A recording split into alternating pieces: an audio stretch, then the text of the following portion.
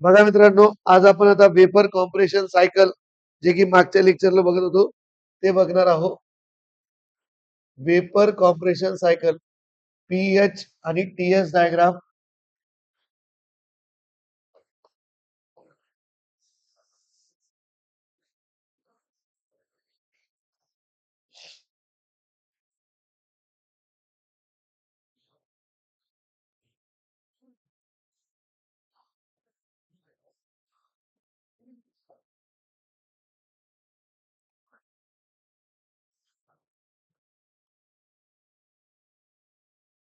PH आणि TS diagram.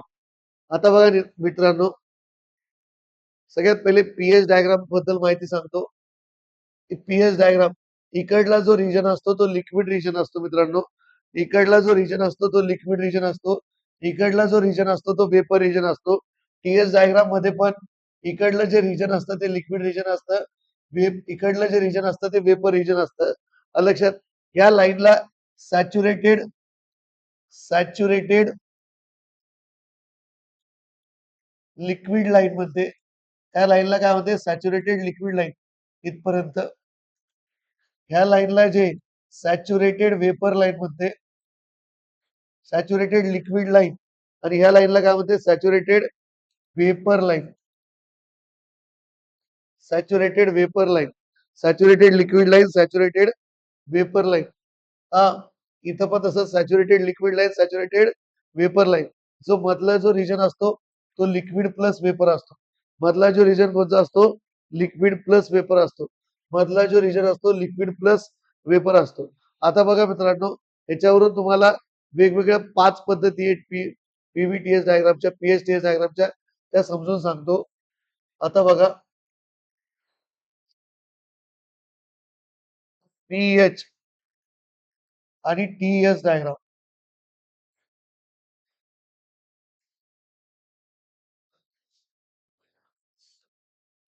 P H आणि TS diagram. आता पहिले काय होतं, इकडे बघा, हा जो पॉइंट असतो, हा जो पॉइंट असतो, इथं कॉम्प्रेसरची एंट्री असते. हा जो पॉइंट असतो इथं कॉम्प्रेसरची एंट्री असते.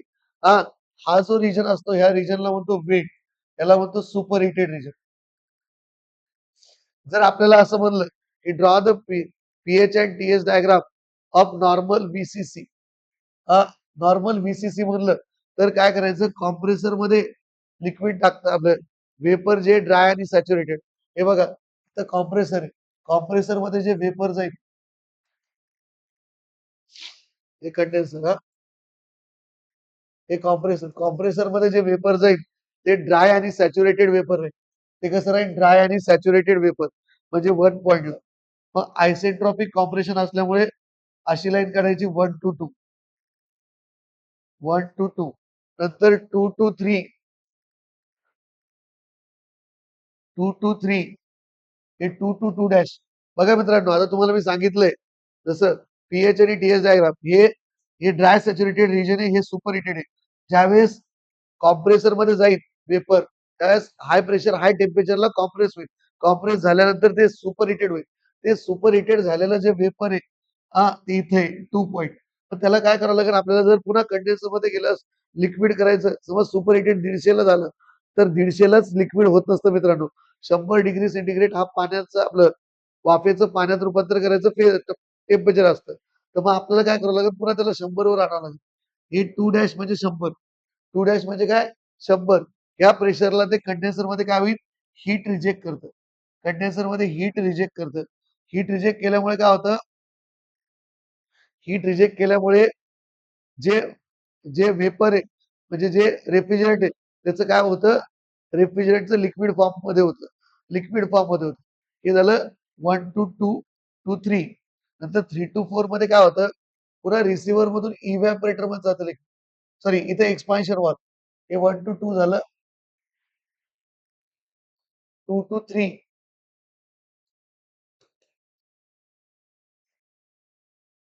1 to 2, 2 मिनिट.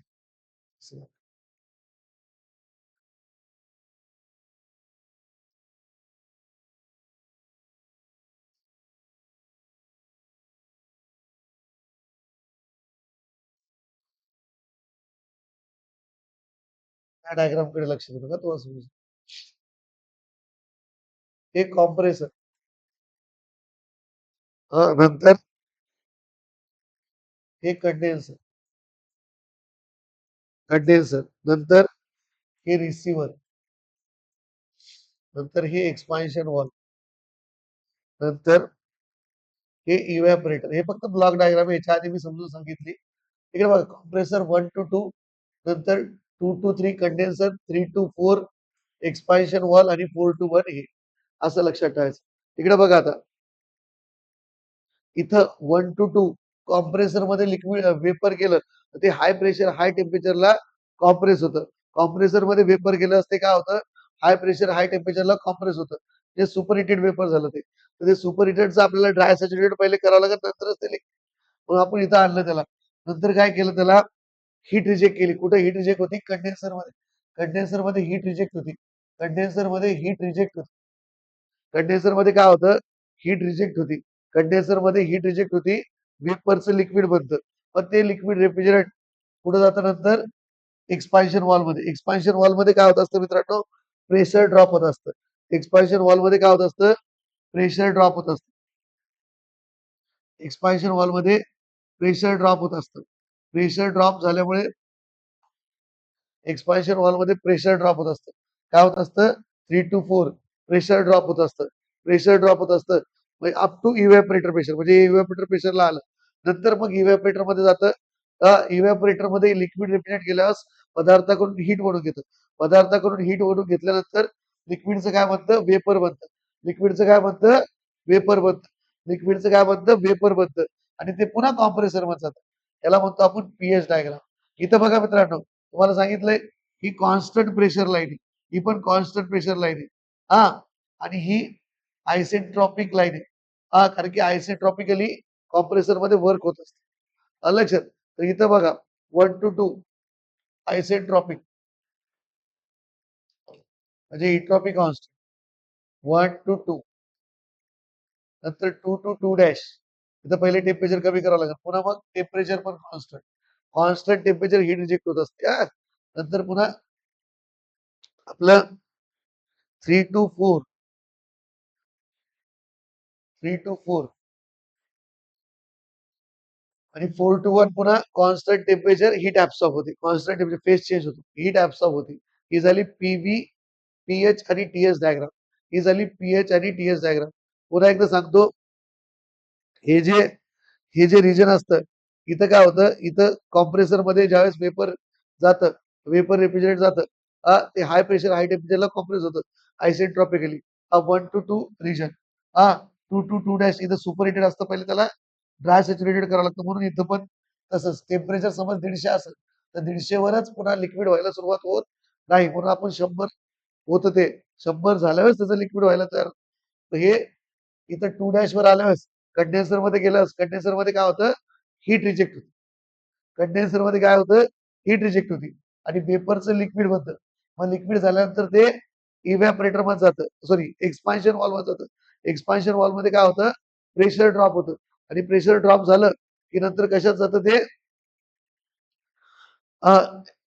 ह्याच्यामध्ये इव्हॅपरेटर मध्ये. इव्हॅपरेटर मध्ये काय होतं इव्हॅपरेटर मध्ये पदार्थाकडून हीट ओढून घेतं आणि पदार्थाकडून हीट ओढून घेतल्यानंतर पदार्थाकडून हीट ओढून घेतल्यानंतर पदार्थ थंड होतो आणि लिक्विडचं वेपर बनतं. आलं लक्षात त्याच्यात सीओपी कसं काढायचं इकडे लक्ष द्या. COP coefficient of performance output by input output by input output by input. आता इकडे बघा मित्रांनो आउटपुट म्हणजे आउटपुट काय आपल्याला आपल्याला पदार्थ थंड होतो हे आउटपुट आहे H1 H4 मोठं मायनस छोटं मोठं मायनस छोटं तर मोठं काय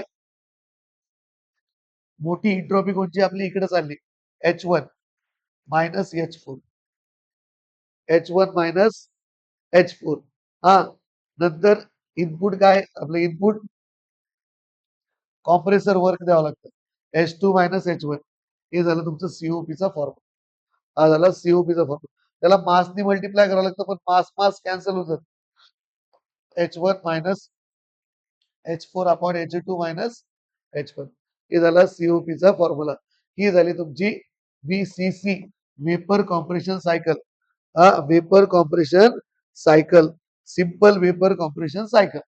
जर तुम्हाला विचारली अशी ड्रॉ करायची, लगेच पीएच आणि टीएस डायग्राम, पीएच आणि टीएस डायग्राम. आता याच्यात वेगवेगळे रिजन असते, ते सांगतो तुम्हाला मित्रांनो. आता बघा, पीएच आणि टीएस डायग्राम मध्ये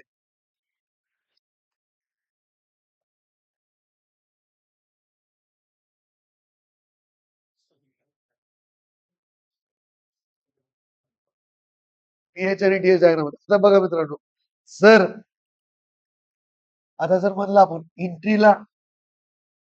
एंट्रीला ड्राय सॅच्युरेटेड म्हणजे आतमध्ये जाताना, कॉम्प्रेसर मध्ये जाताना ड्राय सॅच्युरेटेड म्हणलं तर ही कंडिशन, आणि कॉम्प्रेसरच्या बाहेर येताना सुपर हिटेड म्हणलं तर ही कंडिशन. एंट्री ड्राय सॅच्युरेटेड आणि एक्झिट सुपर हिटेड.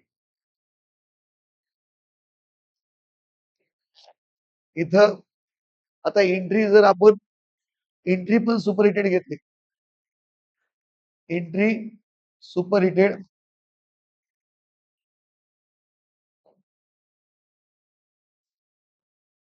आणि एक्झिट पण सुपर हिटेड कॉम्प्रेसरचे. आता इथं बघा मित्रांनो, इथं एंट्री पण सुपर हिटेड, एक्झिट पण सुपर हिटेड. तर entry super heated, exit superheated हिटेडचं कसं?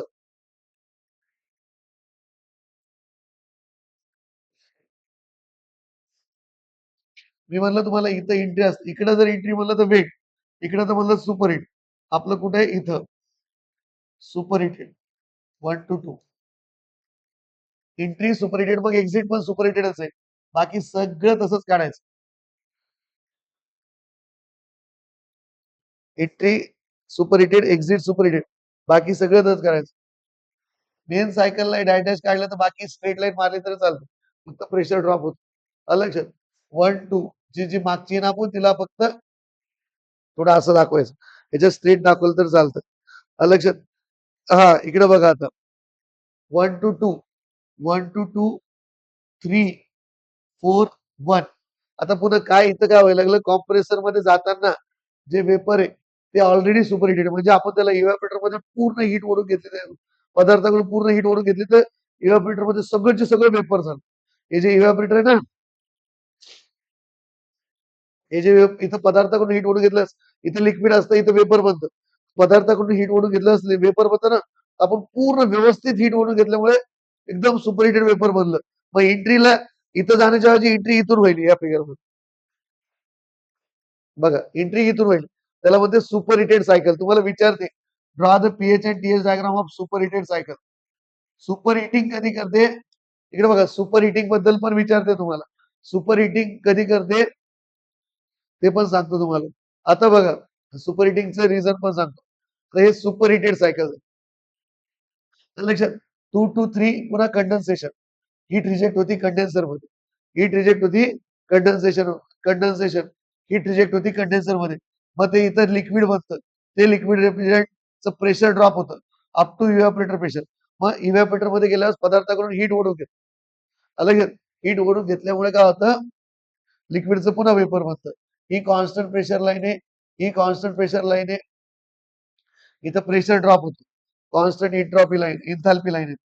आता इथं बघा, इथं काय होतं माहिती का, 1 to 2 सुपर हिटेड आहे, 1 to 1 dash to 1,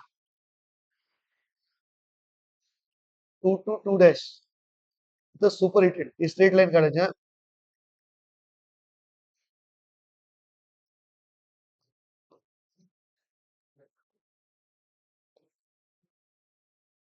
इथं सुपर हिट, इथं बघा मी काय म्हणलं तुम्हाला, 100 वरच लगेच सुपर हिट होतं. हे जी लाईन असती ती 100 असती, सुपर हिटेड म्हणजे 100 पेक्षा जास्त, तर मग हे 150 समज. एवढं रिझन हे सुपर हिटर रिझन असतं, 150. पुन्हा मग ते सुपर हिटिंग 150 ला सुपर हिट केलं ते 200. पण काय करावं लागतं, समज पुन्हा त्याला जागेवर आणावं लागतं 100 वर. त्यावेळेसच लिक्विड व्हायला सुरुवात होते कंडेन्सर. तो पेज आहे 100 वर आणणे, लक्षात ठेवा, इथं आकडे नका टाकू. आलं लक्षात? तर मग पुन्हा कंडेन्सेशन मध्ये, कंडेन्सर मध्ये हीट रिजेक्ट होती, हीट रिजेक्ट झाली की पुन्हा कुठे जातं, एक्सपान्शन वॉल मध्ये. एक्सपान्शन वॉल मध्ये काय होतं, प्रेशर ड्रॉप होतो, पुन्हा जातं इव्हॅपोरेटर मध्ये. इव्हॅपोरेटर मध्ये काय होतं, लिक्विडचं वेपर बनतं. आलं लक्षात? आता सुपर हिटिंग मध्ये काय असतं बघा, सुपर हिटिंग म्हणजे काय आणि सुपर हिटिंगचे इफेक्ट काय, आलं लक्षात? तर इकडे बघा, सुपर हिटिंग का करतो आपण ते सगळं तुम्हाला सांगतो आणि सुपर हिटिंगचे इफेक्ट सांगतो. आता बघा, सुपर हिटिंग म्हणजे काय माहिती का? हा, super heating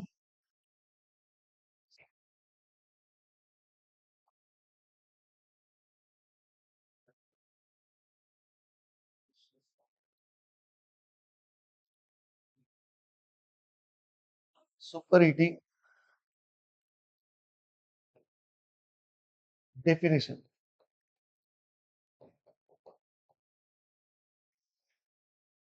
heating the vapour refrigerant, heating vapour refrigerant, refrigerant above, heating the vapor refrigerant above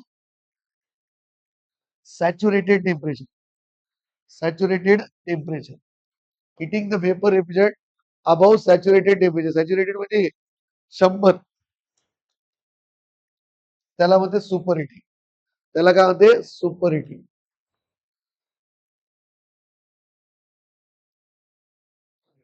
आणि याला म्हणतो आपण सुपर हिटिंग. सुपर हिटिंग, आलं लक्षात? आता सुपर हिटिंग केल्याचे फायदे काय होते बघा मित्रांनो. आता ही जे सायकल आहे, हा, आता काय होतं माहिती का, इथून जर समज सुपर हिटिंग नाही केली, इथून जर इव्हॅपोरेटर मध्ये पूर्णच्या पूर्ण प्रकारे वेपर जर नाही झालं, पूर्णच्या पूर्ण प्रकारे वेपर जर नाही झालं, तर काय होईल, काही लिक्विड पार्टिकल्स कॉम्प्रेसर मध्ये जातील. कॉम्प्रेसर मध्ये जर लिक्विड पार्टिकल्स गेले, पूर्णचे पूर्ण वेपर नाही झालं, तर लिक्विड हे इनकॉम्प्रेसिबल असते नॅचरली, ते कॉम्प्रेस होऊ देणार नाही. जेवढं पण वेपर आहे ना, त्याला कॉम्प्रेस होऊ देणार नाही. काही लिक्विडचे तिथे प्रेशर वाढत, प्रेशर वाढल्यामुळे काय होत असतं, हे कॉम्प्रेसर फुटण्याचे चान्सेस असते. मग जर तुम्हाला कॉम्प्रेसर फुटू द्यायचं नसेल, कॉम्प्रेसर जर फुटू द्यायचं नसेल, तर मग काय करावं लागतं, सुपर हिटिंग करतो. म्हणजे इथं जास्त वेळ द्यायचा इव्हॅपोरेटर मध्ये, की जेणेकरून तुमचं जे लिक्विड पूर्ण प्रकारे वेपर होईल पदार्थाकडून हिट घेऊन. मग ते जर वेपर ह्याच्यात गेलं, कॉम्प्रेसर मध्ये चांगलं असतं. पण जर लिक्विडचे ड्रॉपलेट्स गेले, तर कॉम्प्रेसरचं ल्युब्रिकेटिंग ऑइल पण, कॉम्प्रेसर मध्ये ऑइल असतं ल्युब्रिकेटिंग ऑइल, ते कॉम्प्रेसरची रक्षा करतं, ते पण होऊ देत नाही. घर्षण होतं, त्यामुळे कॉम्प्रेसर डॅमेज होण्याचे चान्सेस असते. मग सुपर हिटिंग कशासाठी करतो माहिती का? सुपर हिटिंग आपण कशासाठी करतो? Super heating is done to increase the life of compressor.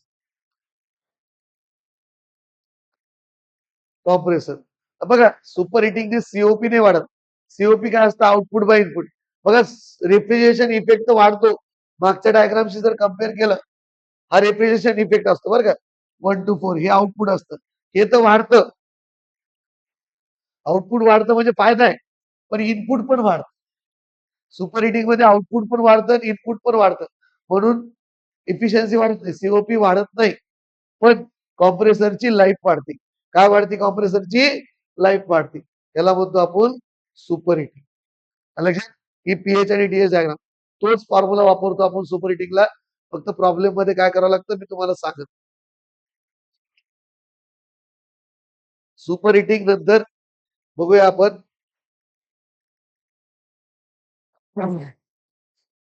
Weight. Weight मध्ये कसं असतं पीएच आणि टीएच डायग्राम.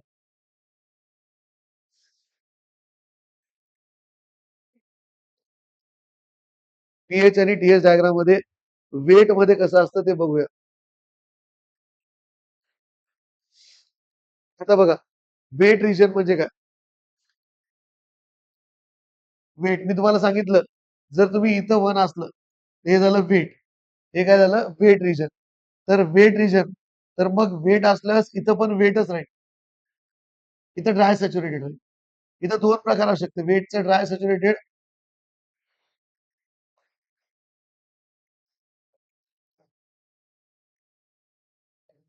हा, इथं ड्राय सॅच्युरेटेड. लक्षात? म्हणजे वेट म्हणजे थोडी फक्त आधी काढायचं. आता मला सांगा, जर वेट राहिलं, तर कॉम्प्रेसर डॅमेज होईल ना. म्हणजे वेपर बरोबर जर लिक्विडचे काही पार्टिकल्स कॉम्प्रेसर मध्ये गेले तर कॉम्प्रेसर डॅमेज होईल. म्हणून हे प्रॅक्टिकली वापरत नाही. ही सायकल प्रॅक्टिकली वापरत नाही. 1 to 2 फक्त तुम्हाला वेट रिजनची डायग्राम ड्रॉ करा म्हणलं तर ही काढायची. इथं काहीच फायदा होत नाही. हे वेट वेट रिजन फक्त 1 पॉइंट जो आहे तो अलीकडे घ्यायचा. आता वेट मध्ये 2 डायग्राम. आणि प्लीज जर लेक्चर कंटिन्यू करायचे असेल तर कमेंट्स करा, म्हणजे मग आपल्याला लक्षात येईल. लक्षात नाहीतर काय व्हायला लागलं, मी एकतर्फी शिकवायला तुम्ही काही लक्ष देत नाही आणि नोटबुक कंप्लीट करा. तर आता बघा, हे 1 प्युअर वेट म्हणजे हे वेट.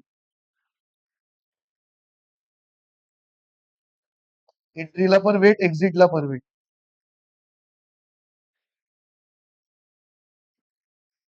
हे वेट. एंट्रीला पण वेट, एक्झिटला पण वेट.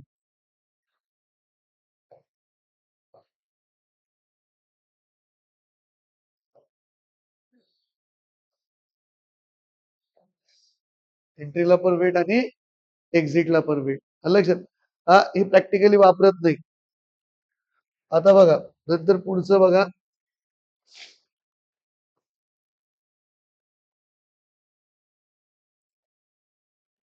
आता सबकुलिंग.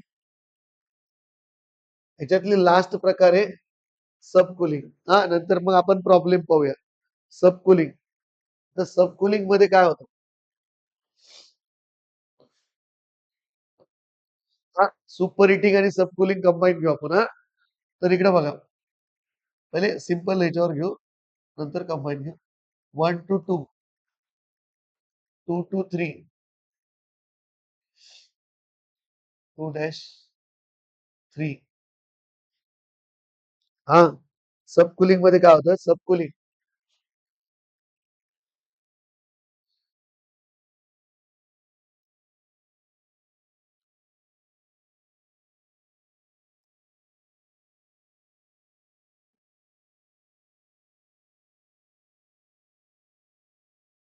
इथं जे आहे ना, कंडेन्सर मध्ये आपण काही वेळ देतो. हा कंडेन्सर मध्ये काय करतो आपण? काही वेळ देतो कूल व्हायला, त्याला म्हणतो आपण सबकुलिंग. कंडेन्सर मध्ये काही वेळ देतो कूल व्हायला, त्याला काय म्हणतो आपण? सबकुलिंग. हा जो फेज आहे हा सबकुलिंगचा फेज. इथून ते इतका. कंडेन्सर मध्ये काहीतरी वेळ देतो कूल व्हायला.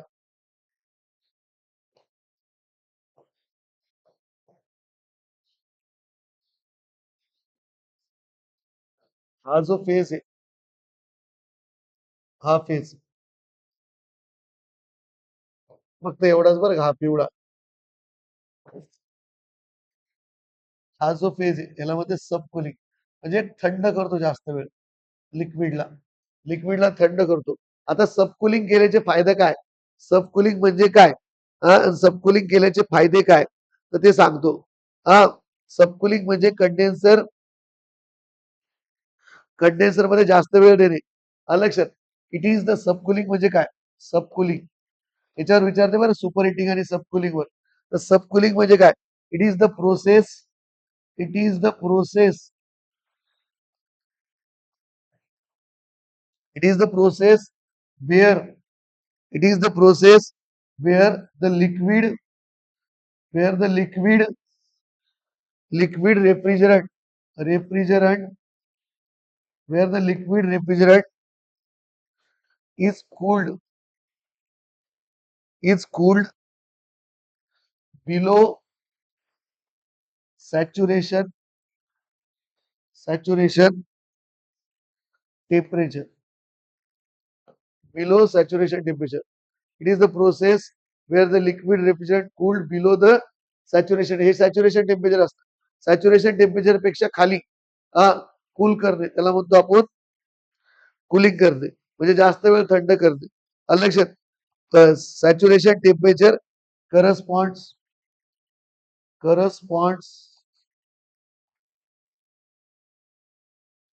To pressure before throttle. Pressure before throttle. थ्रोटलिंगच्या पहिले ही प्रोसेस करते. थ्रोटलिंगच्या पहिले. थ्रोटलिंग म्हणजे एक्सपान्शन. ही एक्सपान्शन बऱ्याचशा एक्झामला विचारते. हे जे एक्सपान्शन असतं 3 to 4, याच्या पहिले सुपर कुलिंग करते. सुपर कुलिंग किंवा त्याला अंडर कुलिंग पण म्हणते. Under cooling. त्याचा फायदा काय होतो माहिती का? रेफ्रिजरेशन इफेक्ट वाढतो. हा, ऍडव्हान्टेज काय आपलं इफेक्ट, रेफ्रिजरेशन इफेक्ट वाढतो. रेफ्रिजरेशन इफेक्ट जो आहे वाढतो. आता रेफ्रिजरेशन इफेक्ट वाढल्यामुळे काय होतं? रेफ्रिजरेशन इफेक्ट वाढल्यामुळे सीओपी वाढते. COP increases. इन्क्रीजेस. हा फायदा आहे अंडर कुलिंगचा. हा, हे जो फेज आहे, हा जो फेज आहे त्याला म्हणते अंडर कुलिंग. इथून ते इतकं. आता पुढचं बघा. आता सुपर हिटिंग आणि अंडर कुलिंगची डायग्राम एकसाथ काढतो. Super heating and under cooling. त्याचा फायदा काय होतो? की हे बघा, सुपर हिटिंग मुळे कॉम्प्रेसर डॅमेज होण्यापासून वाचतं आणि अंडर कुलिंग मुळे सीओपी वाढते. मग आपल्याला दोन्हीचा फायदा होतो. म्हणून मग सुपर हिटिंग आणि अंडर कुलिंग हे दोन्ही एकसाथ केलं तर फायदाच फायदा होतो. PH diagram.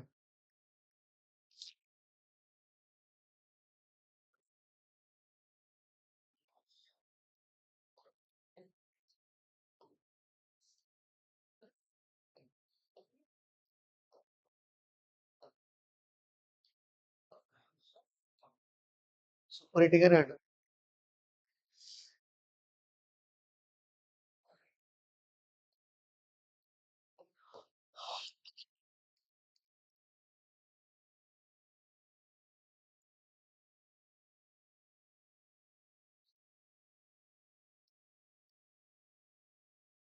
हे जे रिजन आहे अंडर कुलिंग, सुपर हिटिंग आणि अंडर कुलिंगची एकसाथ आहे. पीएच आणि टीएस.